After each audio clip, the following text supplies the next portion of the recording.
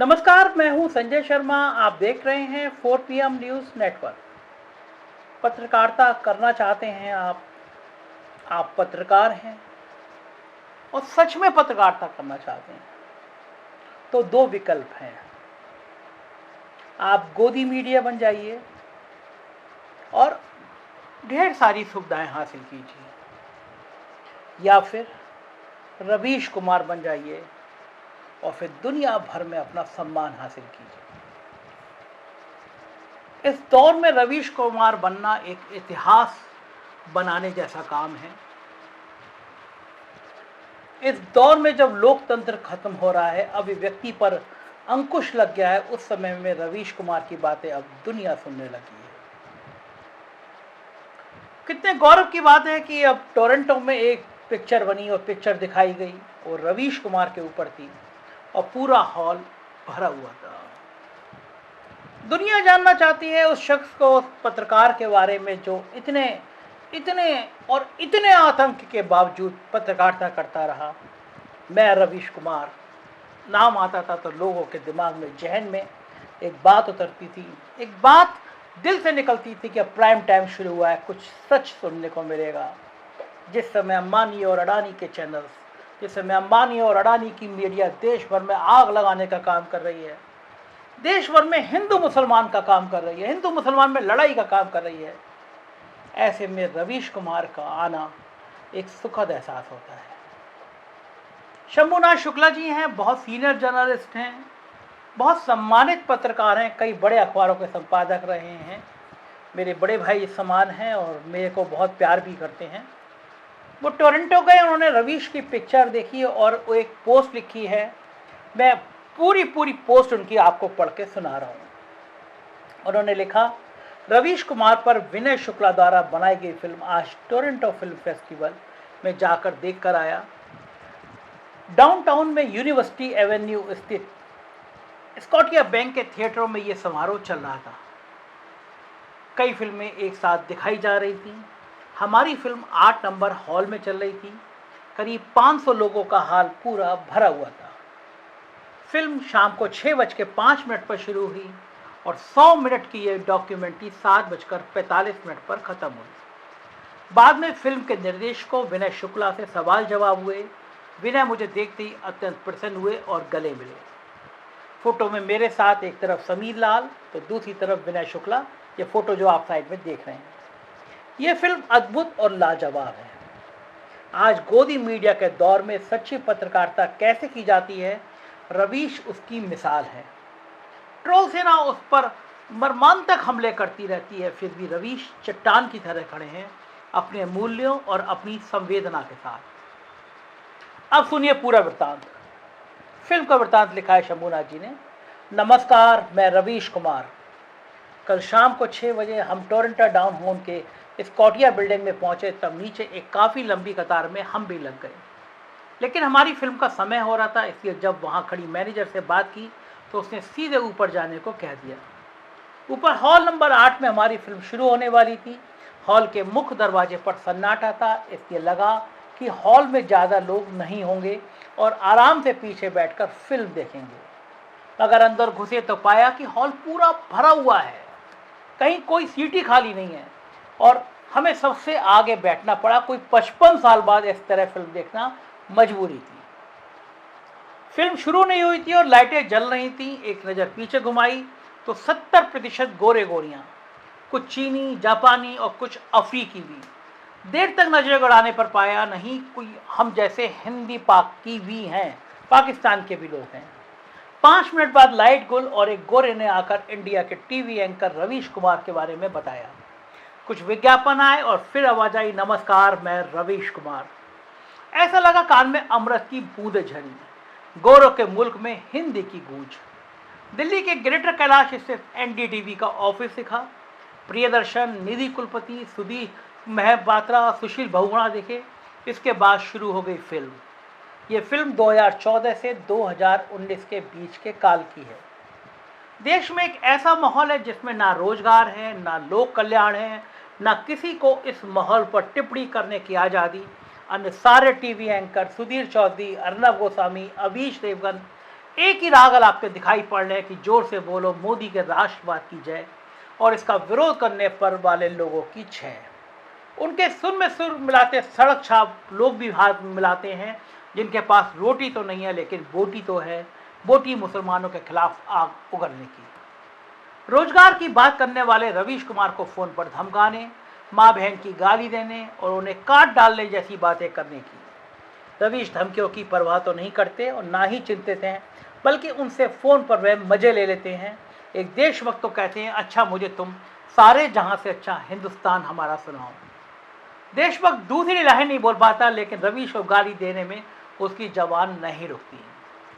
Urban नक्सल के नाम पर उत्पीड़न और उमर खालिद की गिरफ्तारी पर सुशील बहुगुणा और महापात्र कोई इनपुट नहीं दे पाते, क्योंकि एनडीटीवी को कोई भी स्रोत सूचना नहीं देते। लेकिन सुधीर और अर्नब दे दनादन इसे राष्ट्रद्रोहियों को उनके किए की सजा बता रहे हैं। पहलूकान और नोएडा की घटना पर सौरभ शुक्ला उन लोगों से बात करते हैं जिन्होंने गाय का मांस घर पर रखने के जुर्म में नोएडा के साहब को मार दिया था। पुलिस उन्हें बचा लेती है, लेकिन सौरभ के कैमरे पर मुजरिम खुद कहते हैं कि हमें अपने किए पर गर्व है, तब मजबूरन पुलिस को उन पर कार्रवाई करनी पड़ती है। और मैं शंभूनाथ जी की बात आगे बताऊं उससे पहले मैं बताना चाहता हूं कि जो एनडीटीवी की जान है, जो एनडीटीवी की आत्मा है, उसमें एक सौरभ शुक्ला है। रेड इंक के अवार्ड बहुत प्रतिष्ठित अवार्ड होता है, देश का बहुत सम्मानित अवार्ड होता है। कोरोना काल में सौरभ शुक्ला की रिपोर्ट पे वो अवार्ड मिला। कई स्टिंग ऑपरेशन सौरभ शुक्ला के ऐसे हैं जिन्होंने देश में एक नया इतिहास रच दिया। और मेरी व्यक्तिगत जानकारी में है, और शुक्ला जी ने भी लिखा है आगे, कि कई गुना सैलरी का ऑफर बड़े बड़े संस्थानों से मिला, लेकिन सौरभ शुक्ला ने कहा कि देश में अगर पत्रकारिता जिंदा है तो सिर्फ एनडीटीवी में है। ये है एनडीटीवी की जान और ये है एनडीटीवी के पत्रकार जो एक संस्थान को अपने प्राण वायु से सींचते हैं। एनडीटीवी के निदेशक प्रणव राय और उनकी पत्नी राधिका राय पर छापे और फिर स्टाफ में भविष्य में भय का गजब का चित्रण है इस पिक्चर में। सुशील मोहपात्रा ऑफिस में ही योग करने लगते हैं तो स्वरालिपि छोड़ जाती हैं, पर रवीश के समक्ष बैठकर वह रोती भी हैं। सौरभ शुक्ला को आज तक 40% हाइक करने होता आता है, मगर रवीश को वह कहते हैं, अंत में मैंने सोचा कि पैसे से मूल्यवान है पत्रकारिता। पुलवामा हमले पर जब सुधीर चौधरी, अर्नब गोस्वामी और अमीश देवगन इसे पाकिस्तान की करतूत बताते हैं, तो रवीश सीआरपीएफ जवानों के परिवारों के साथ संवेदना जाहिर कर रहे होते हैं। सर्जिकल स्ट्राइक को जब बाकी के टीवी एंकर मोदी है तो मुमकिन है कहते हुए फूहड़ प्रलाप कर रहे होते हैं, तब रवीश बताते हैं कि अब पुलवामा से लेकर ऊटी तक सब साफ है कि हुक्मरान चाहते क्या हैं। हमें तय करना है कि 2019 में हम क्या निर्धारित करेंगे। विवेक पर गोदी मीडिया द्वारा बनाया गया माहौल भारी पड़ता है। बीजेपी की बम्पर जीत, इसके बाद रवीश को रेमन मैग्सेसे पुरस्कार, और उसमें रवीश का कहना कि पत्रकारिता को एक भीषण अलोकतांत्रिक माहौल में कैसे बचाया जाए। इसके बाद राष्ट्रगान और फिल्म समाप्त। फिल्म के निर्देशक विनय शुक्ला ने अपनी इस डॉक्यूमेंट्री में बहुत मेहनत की है, हर छोटी छोटी चीज़ पर बारीक नज़र रखी है। ये कोई बायोपिक नहीं है, ना किसी की कल्पना के सहारे वो चले हैं। धरातल पर खड़े होकर फिल्म बनाना बहुत जोखिम का काम है, इसके लिए उन्हें धन्यवाद। फिल्म की समाप्ति पर 5 मिनट तक लगातार ताली बजी। मुझे वो दृश्य याद आया जब एक पाकिस्तानी गायिका ने फैज की हम देखेंगे, जाहिर है कि हम देखेंगे न चुंगाई थी।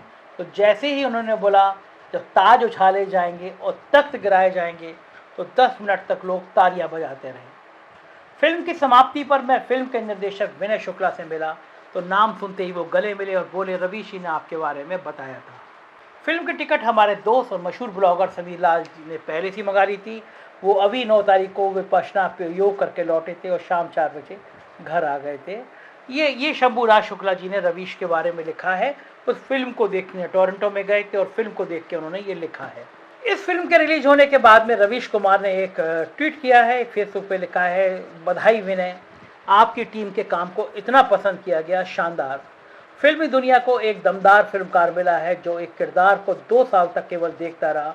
पूरी टीम को बधाई। नम्रता जी और असीम छाबड़ा जी से प्रशस्ति पात्र पाना आसान नहीं है। ये लोग अपने काम में बेहद सख्त हैं और किसी फिल्मकार से ज़्यादा की उम्मीद रखते हैं। इनकी तारीफ आपके लिए मायने रहती है, बड़े चलो। ये रवीश ने लिखा। और रवीश के उस पर संतोष सिंह एक सीनियर जर्नलिस्ट हैं, उन्होंने क्या लिखा मैं वो भी आपको पढ़ के सुनाता हूँ। संतोष सिंह ने लिखा, मैं रवीश कुमार अब ये शब्द टीवी स्क्रीन से निकलकर 70 mm के पर्दे पर पहुंच गया है।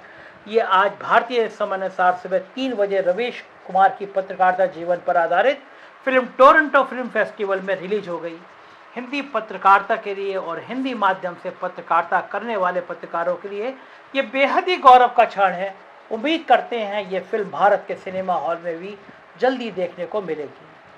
वैसे हम भारतीयों की फितरत में रवीश कुमार जैसे लोगों की कोई जगह नहीं है, क्योंकि संघर्ष, व्यवस्था से लड़ने का स्वभाव और सत्ता से सवाल करने की आदत हम भारतीय के स्वभाव के विपरीत है। हमें क्रिकेट का भगवान तेंदुलकर चाहिए, जो कभी अपने पूरे कैरियर में पिच पर लड़ते हुए नहीं दिखा, लेकिन वो भगवान है। इसी तरह सदी के महानायक अमिताभ को देख लीजिए, फिल्म जगत में उनका क्या योगदान है। लेकिन मेरे जैसे पत्रकारों के लिए रवीश कुमार एक चेहरा तो हैं जिनको देखकर बहुत कुछ सीखा जा सकता है। एक ऐसा व्यक्ति बिहार के छोटे से गांव से निकलकर दिल्ली पहुंचता है और चिट्ठी छांटने की नौकरी से पत्रकारिता जीवन की शुरुआत करके इस मुकाम तक पहुंचा है, तो वो भी अंग्रेजी पत्रकारिता की वाशाहत को तोड़कर। शुक्रिया रवीश कुमार। उम्मीद करते हैं ऐसे लोग जिनकी लड़ाई आप चिट्ठी छांटने के दिन से लड़ रहे हैं, वो भी फूले नहीं समा रहे होंगे, लेकिन वो अपनी इस खुशी को अपने पति के सामने, पिता के सामने, भाई के सामने, परिवार और नाते रिश्तेदार के सामने खुलकर अभिव्यक्त नहीं कर सकता है, क्योंकि ये उनकी आदत में शुमार नहीं है। छुप छुप कर वो सब कुछ करेंगे, लेकिन इजहार मोहब्बत से अभी भी बचते हैं। क्यों? लोग क्या कहेंगे। वैसे रवीश, ये बहुत हुआ, कुछ अपनी ज़िंदगी भी जी लीजिए, क्योंकि ये ज़िंदगी रंगमंच है। यहाँ हर एक को नाटक करना पड़ता है। माचिस की ज़रूरत यहाँ नहीं पड़ती, यहाँ आदमी आदमी से चलता है। ऐसे में अब किसके लिए इतना तनाव लेना? जिसकी लड़ाई हम लड़ रहे हैं उसके पास इससे ज़्यादा कुछ नहीं है, बस रवीश कुमार पत्रकारिता को जिंदा रखना। छोड़िए अभी फील्ड को, अब क्या रखा है आपने, दुनिया को शब्द दे दिया गोदी मीडिया। वो दिन दूर नहीं है जब ये शब्द ऑक्सफोर्ड डिक्शनरी में अंकित हो जाए। अब क्या चाहिए? गांव से दिल्ली अम्मा जी का आशीर्वाद लेकर निकले थे, सोचे थे यहाँ पहुँचेंगे, नहीं ना तो फिर निकलिए इस माया जाल से, लौट आइए अपनी उसी गांव में, लौट आइए जहाँ से सफ़र की शुरुआत की थी, एक नई मंजिल की तलाश में, क्योंकि किसी ने बस इसी के लिए आपको इस जहाँ में भेजा है। लड़ते रहना है, गुनगुनाते रहना है, सफ़र के डर पर मुस्कुराते हुए चलते रहना। मैं रवीश कुमार। ये लिखा है शंभू नाथ जी ने, संतोष जी ने, और देश की बड़ी मीडिया वेबसाइट भड़ास पे भी उन्होंने इन दोनों को लिंकों को लगाया है। मुझे भी अंदर से बहुत खुशी थी, तभी मैंने ये दोनों आपको पढ़ के सुनाया, क्योंकि रवीश कुमार होना आसान नहीं है। सत्ता के आगे टकराना आसान नहीं है। सत्ता हर तरह से आपको परेशान करती है, प्रताड़ित करती है, लेकिन उस समय टिके रहना जरूरी होता है, क्योंकि याद रखिए जब इतिहास लिखा जाएगा, आप मौन रहेंगे तो ये लिखा जाएगा इतिहास में कि जब देश की हालत थी, लोकतंत्र की हालत थी, तो आप सत्ता के चरणों में लौट रहे थे और लोकतंत्र को खत्म होते हुए देख रहे थे। शुक्रिया आप सभी का और बधाई रवीश को। आप हमारे हीरो हैं, हमेशा हीरो रहेंगे। देखते रहिए 4 PM न्यूज़ नेटवर्क, क्योंकि हम भी रवीश से प्रेरणा लेके गोदी मीडिया कभी ना बने इसकी कामना करते रहते हैं। शुक्रिया।